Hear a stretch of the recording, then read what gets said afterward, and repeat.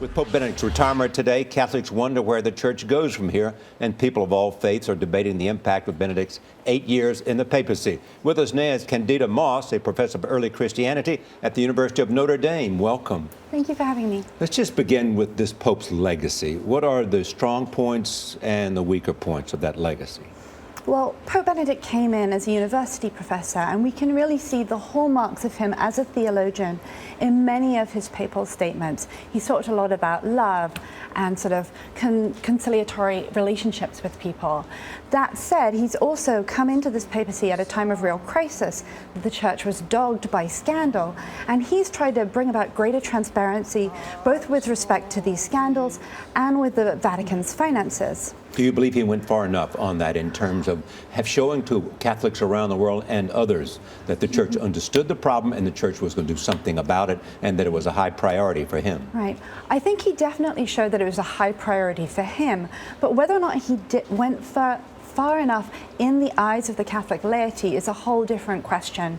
Here in America, American Catholics have seen him essentially as a traditional pope, maintaining sort of a hardline position on issues like contraception, abortion, and gay marriage, but perhaps not speaking enough to the kinds of issues and the sort of broken trust that many American Catholics feel in the wake of the sex scandals. Did he ever sanction a bishop for covering up the sex scandal, or has he taken any action against those in the church?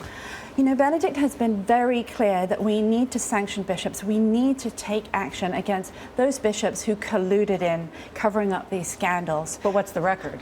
The record is pretty good. So, for example, with Cardinal O'Brien, it seems like his resignation was moved up so that he wouldn't be a part of this conclave, so that he wouldn't be contributing to the selection of the next pope because of the scandals that have dogged the church. And it seems that Benedict himself wanted to see sort of a fresh start now.